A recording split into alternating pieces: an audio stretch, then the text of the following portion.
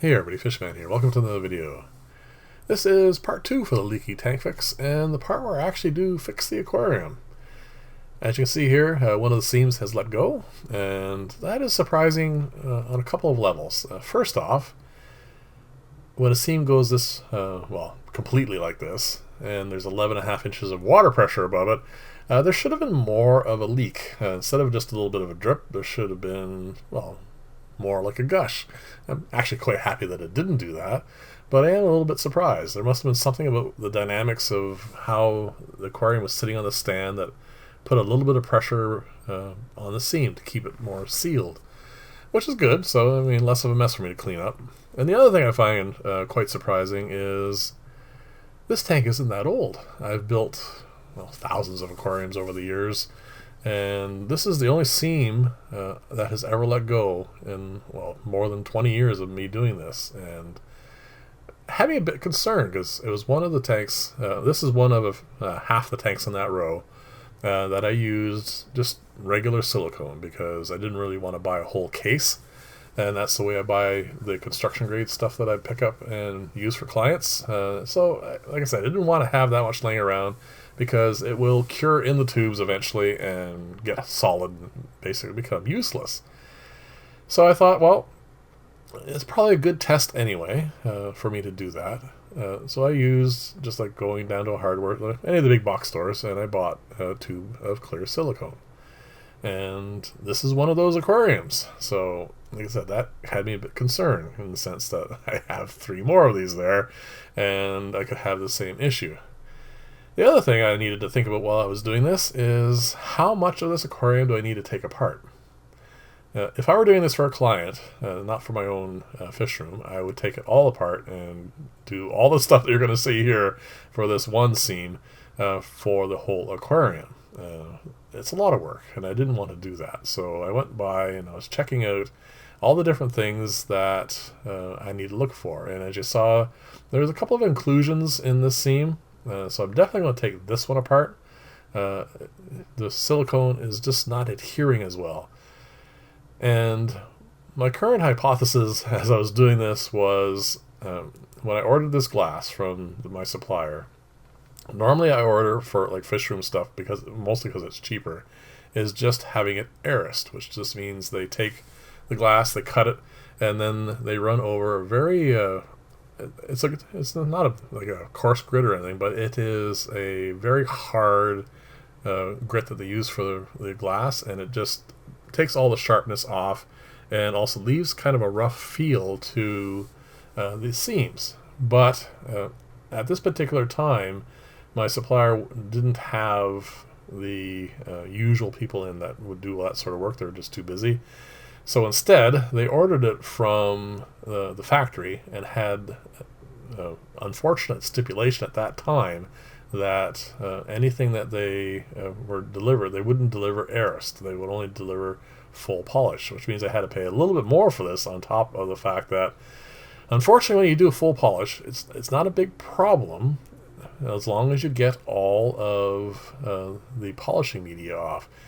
Here we go. Hold on a second. This is the very tricky part, and you have to be extremely careful because right at the corner there, you can end up shelling off pieces of the glass, and that's not good at all.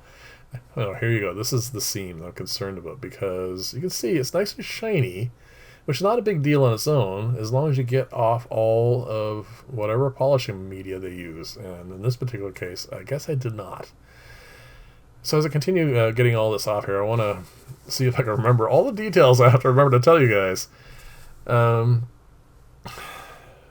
need to do a couple of things. First off, get all the silicone off. That is key.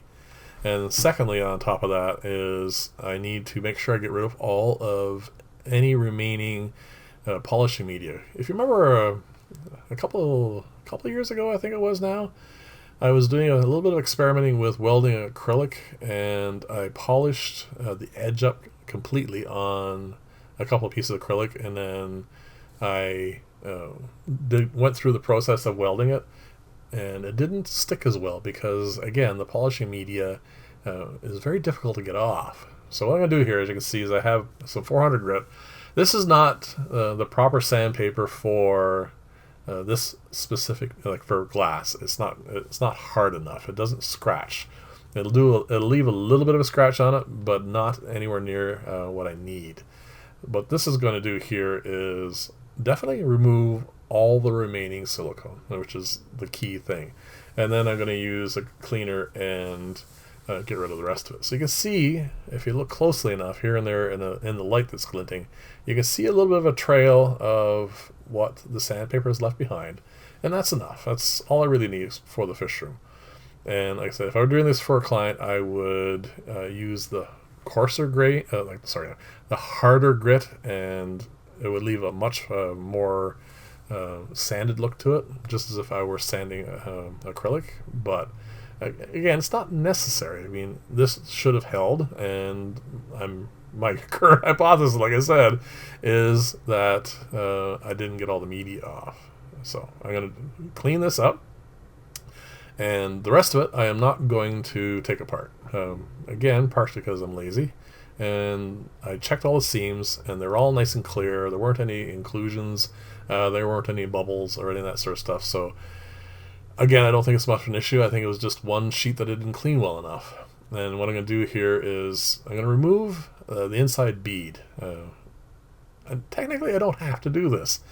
For all of you who haven't built an aquarium, the only aspect of, the only part of the silicone that actually holds the aquarium together is the silicone that's between the two seams. The stuff that you see, the bead on the inside, is mostly just to protect the inside edge so that you don't have gravel grit get it stuck in there and have a possibility of cracking the glass, or of course just scratching it. So that's the reason for that bead.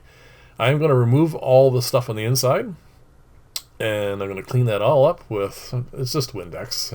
It's I think one of the better grades of Windex, but it's nothing really special.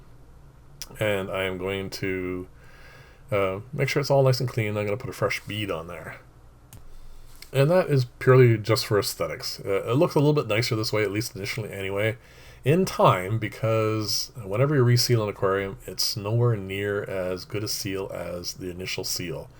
As much as you see what I'm doing here, you can't get it all off. There always will be just a little bit left there, and that means the second seal will not last as long.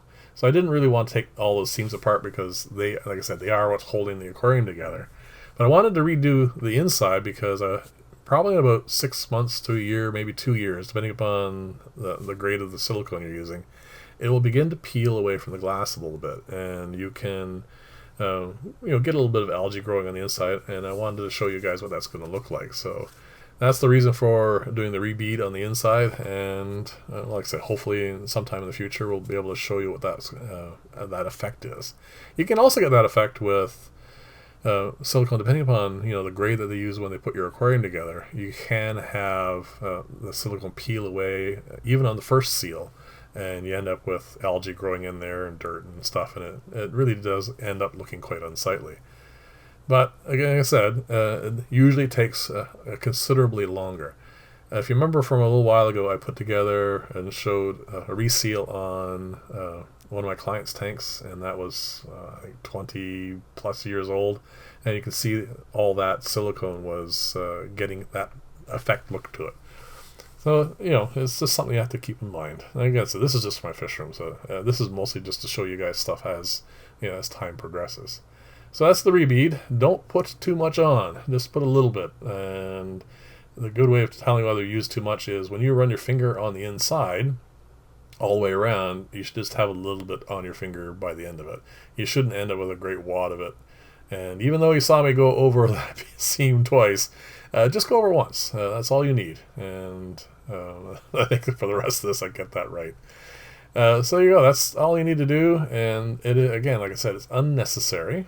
But it will initially make the aquarium look a little bit neater and cleaner. So there you go, that is done. And you see there's just a little bit of silicone on my finger after all that, and that's all you need to do. Now for the final bead, like the one that's going to be for getting the missing pane back in place, you need a little bit more because you don't want any bubbles in the seam. So if you add a little extra silicone initially, I mean, this is something that the glass guys always looked at me and they've asked me so many times why I do this way, because they don't do it when they're installing mirrors or anything. But for an aquarium, you do need that extra thick bit of silicone there. So as you put the glass in place and press it in, any little bubbles that are there from, you can see how wavy the bead looks, it just gets pushed out, so you don't have any bubbles in the seam. And that's not crucial, but it will be something that will have the aquarium last longer. And like I said, this is a reseal, so any little bit helps, so a little bit extra is great. And the other thing you don't do is don't squeeze all the silicone. It needs a little bit of a, well, 16th, 32nd of an inch. It's a visual thing I do. I've never actually measured it, to tell you the truth. But you don't want to squeeze all the silicone out, because that's what you need in there. If you squeeze it all out, put it in a clamp, you're just going to end up with issues. And this is going to sit like this with no actual pressure on it. It's just sitting comfortably like this on a flat surface, and I'm going to put a couple pieces of tape on it. The tape is really not necessary. It's just something I started doing years and years ago, and because I have always done it that way, I've always kept it up. So it doesn't really put any pressure on it, but it does prevent, because this is my shop as well, prevent me from, accidentally knocking this and ruining the seam, which I really don't want to do.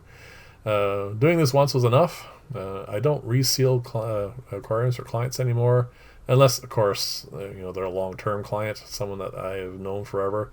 And I just can't say no in that case, because you can see here, this video is going a little bit long, but I cut most of it out.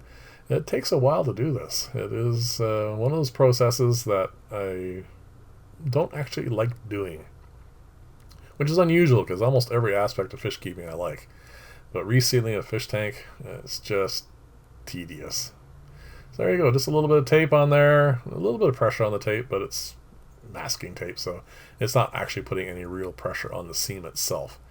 So the last thing I'm going to show you is what the bead looks like, and I did manage to get it nice and bubble free, which is great. And then it just needs to cure. This has got to cure for a while. That's the other thing you need to keep in mind. One of the things that they don't do long enough for tanks that they sell. It's almost like 24 hours, then they almost like ship them out. And as you can see here, even though there's not much silicone there, silicone cures by access to oxygen. And if you rush it too much, that bead on the inside just isn't cured, so it needs that time. There you go. I'm going to let this cure for a couple of weeks, and then we're going to fill it up, and hopefully it'll hold water. So thank you very much for listening to me ramble on for, what is it now? Over 13 minutes. Sorry about that. And hope you enjoyed it. I'll see you in the next video, and bye for now.